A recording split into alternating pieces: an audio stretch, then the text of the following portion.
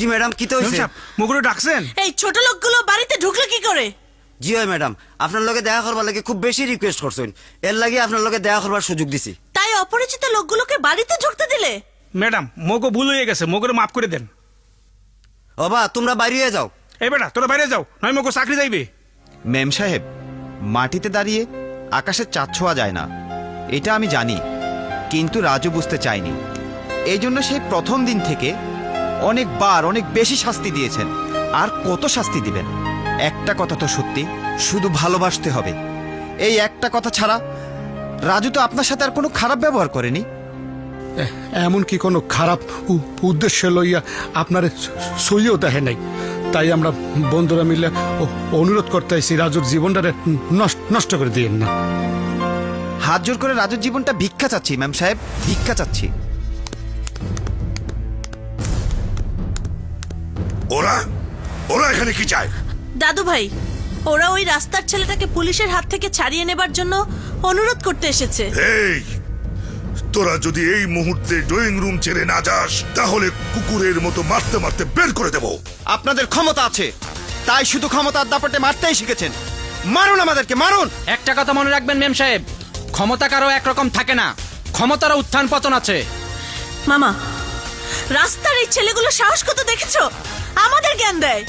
দাদু ভাই, ওদেরকে ঘাট ধাক্কা দিয়ে বের করে দাও। এই, বেরো বেরো। বেরো। আরে কি করছেন? আরেকবার চিন্তা করবেন।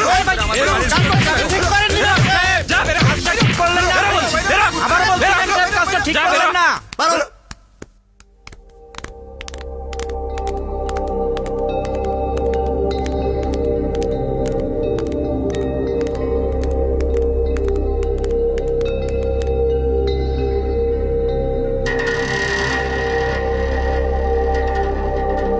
এই নিয়ে এসো।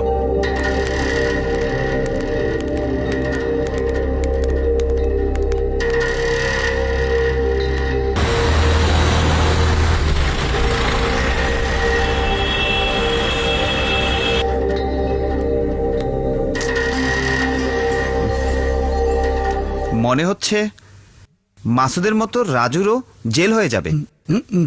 জেল? চুপ কর, যে যে করিস না তো, তোর জন্য তো রাজুরের দুর্গতি। দুর্গতি হোক আর সুগতি হোক, মরে মারলে কি দুর্গতি দূরে যাইবে? হেলে মার মার।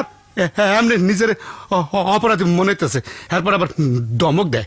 এখন কি আমাদের রাজুর জন্য কিছুই করার নেই? আমরা ছাড়া আর কে আছে? কিছু একটা তো করতেই হবে।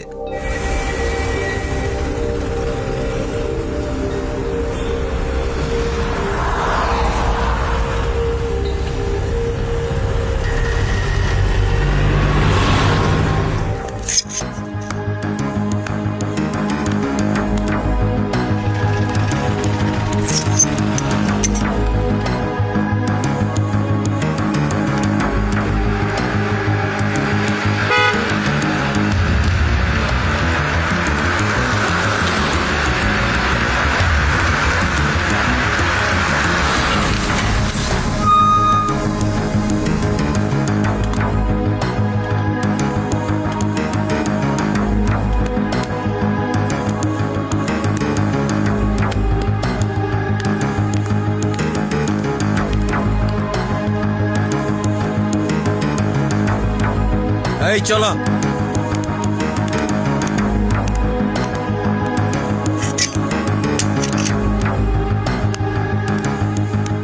বাদল, রাজুর কি হয়েছে?